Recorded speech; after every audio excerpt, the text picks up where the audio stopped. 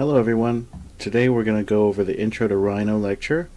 I've got the assignment right here, and for our first instruction we're going to download and extract all this zip folder. So go ahead and click on that zip folder. You can either click here for download or click up here for download. Watch that go into your downloads here in your favorite internet browser. Once it gets over there, click on this little folder icon so you can open up the downloads folder. And the first thing I want you to notice is that this is a small little compressed zip folder. If I enlarge it, you can see it's a manila folder with a zipper, which means that it is a compressed folder. It's got tons of files on it, and it's been compressed so it can be easily transferred between drivers. So I'm going to right click it. We're going to do an extract all, and we're going to place it wherever we want to place it, but I would definitely place it somewhere where you're going to be able to find it easily again in the future. For myself, I'm just going to put it here on the desktop. I'm going to select folder, extract.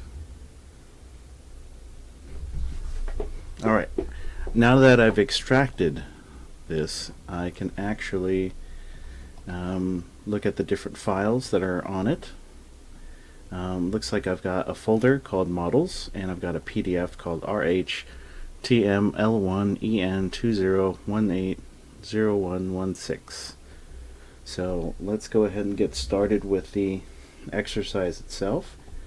If I open up this PDF, it will take me to the level 1 training manual, which, as you can see here, has got a couple hundred pages, 244 pages. All kinds of great exercises, all super helpful in gaining your level 1 certification of Rhino. We're going to be quickly browsing through this level 1 training manual in this class. But the first exercise we're going to get started with is going to be this one right here, which is on page 26 of the PDF, or page 24 of the actual level 1 training manual. It's exercise 1, Rhino Basics. So to get started, download level 1, we already did that. Unzip the folder, we've already done that. And the next thing we're going to want to do is open up the start.3dm file. That file is sitting here in our models folder. So these are all of the files that come with the training level 1 training manual, and the one we want to look for is start. So to open that up, I'm going to go and minimize all these, and I'm going to open up Rhino. My favorite way of opening up a Rhino file is simply by starting Rhino up and going to File, Open, and then finding the file that I need, which is the start.3dm. .3dm is the native Rhino file type. .3dm, 3D model. So I'm going to click on Start, and it's going to open that up for me. So the first thing we're going to do is I've got 3 views here, and the first instruction, starting at step number 5, is from the View menu. Click on Viewport Layout. I'm going to find 4 viewports, and that adds an additional viewport. Okay, so now I've got my top viewport, perspective, front, and right viewports. In the status bar, we're going to click on the grid snap. So here down below in the status bar, this is usually where your status bar is by default. We want to have grid snap on. It may already be on in your system.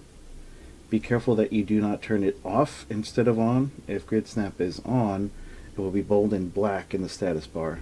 If it's off, the word will be gray. This is an important step. Grid snap only lets your cursor move in certain intervals. In this model, the setting for grid snap is 1/2 of a grid line. Grid snap helps you line up your objects as if you were building with Lego blocks. We're going to click the mouse in the perspective viewport to make it active. The viewport title highlights when it is active. Here it is, blue.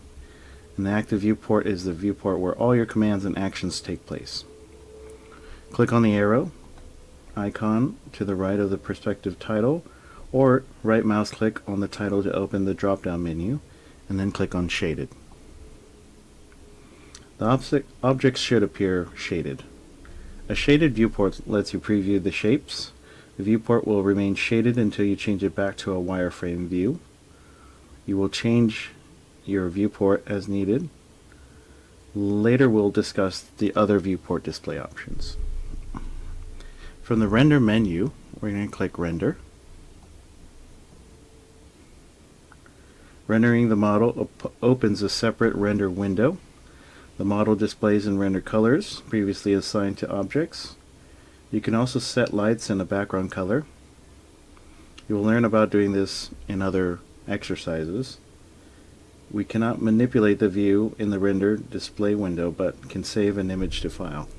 Let's go ahead and close this render view. In the perspective viewport, click and drag with your right mouse button held down to rotate the view.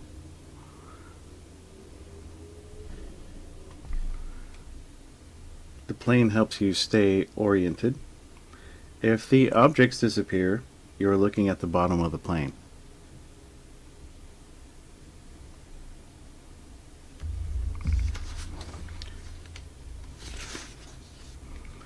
We're going to click the arrow icon to the right of the perspective viewport title and then click X-ray.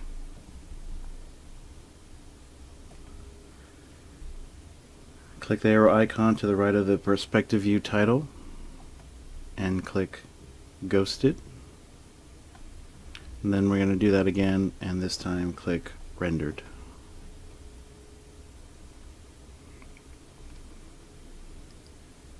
Let's do that one more time. And let's check out Technical. And again, Artistic.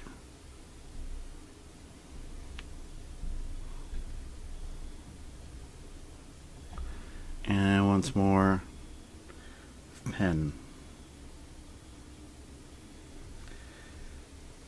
Artistic mode displays lines as though the drawing were a 2D flat pencil drawing on textured paper. Pen mode displays lines as though the drawing were a 2D flat pen drawing on paper.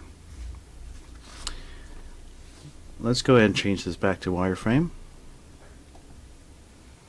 To rotate our view, drag from the bottom of the view towards the top.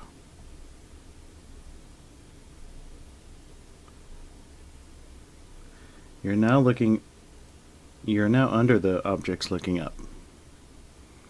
Change to shaded mode. The plane obscures the objects. In shaded mode, the plane helps you see when your viewpoint is below the objects.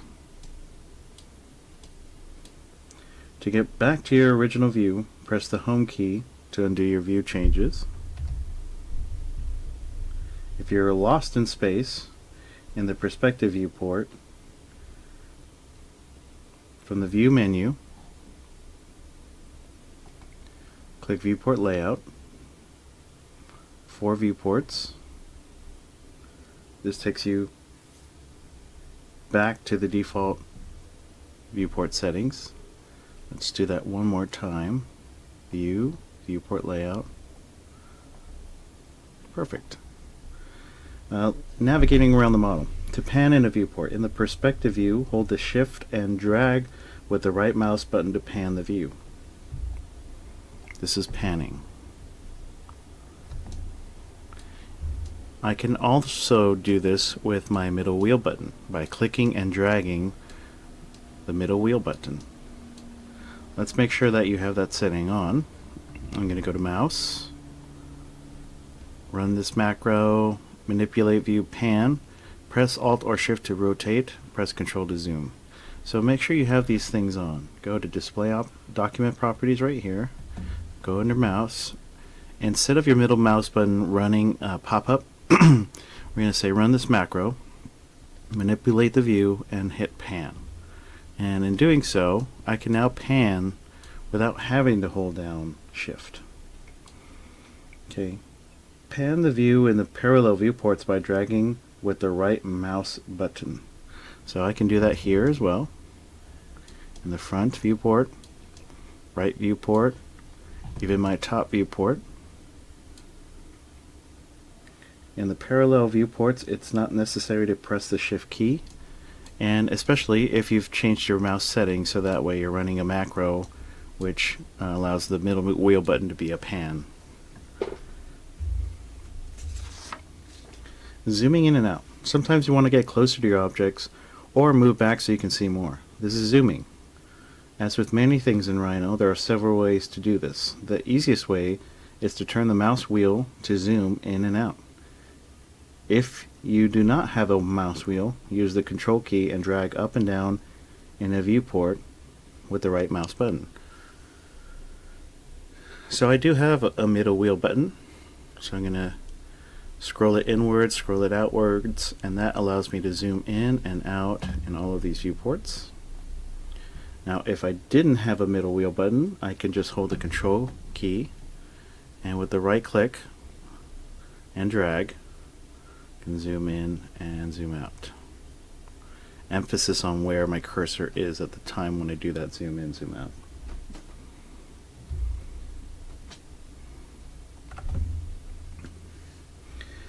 Zooming extents. The zoom extents command displays a viewport so the objects fill up the viewport as much as possible. You can use this command to make everything visible. From the view drop down menu, go to zoom and zoom extents. Let's do that again in the perspective view. I'm going to zoom out, view, zoom, zoom extents. If you get lost, it is often handy to zoom extents in all your viewports at once, so there is a command to do that. I'm going to zoom out in all 4 viewports, quite sloppily. I'm going to go to View, I'm going to go to Zoom, and Zoom Extends All. It'll zoom in to everything that you have in this Rhino model that's visible in all 4 viewports. Zoom extends all. Moving objects. If gumball is bold-faced in the status bar, click to turn the gumball off. Here's the gumball in our status bar. I'm going to turn that off. We'll discuss the gumball later in our training. Dragging follows the construction plane of the current viewport. Now drag the objects around. You can drag in any viewport in this model. The grid snap setting is 1/2 of a grid line. Using this snap, you should be able to line objects up with one another. So I'm going to click and drag, and I can see the drag occurring in all 4 viewports.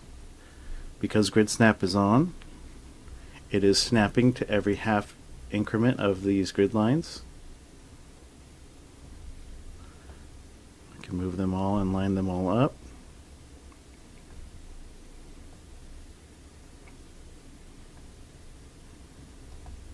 Just like so.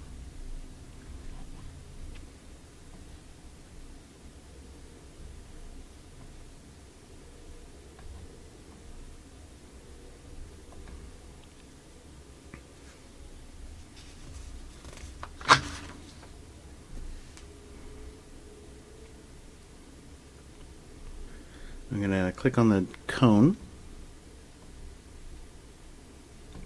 and I'm going to drag it on top of the cylinder using the front viewport as a guide, and voila. Now the cone sits atop of the cylinder. If I wanted to copy objects,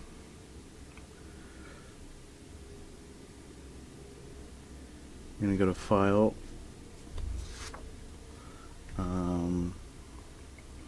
Transform, Copy. In my command line it says Select Objects to Copy.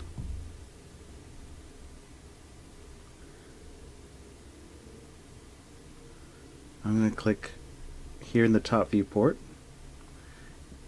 I'm going to select that cube. I'm going to press enter. I'm going to say point to copy from. I would like to copy it from this point here, point to copy it to, and I will move it up to here. I'm going to press enter. When I'm done, I'm going to hit escape a few times. And that's how you copy.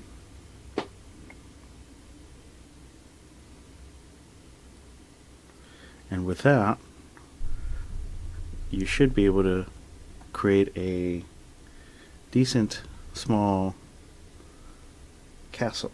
So I'm going to go ahead and model that and speed up that time lapse.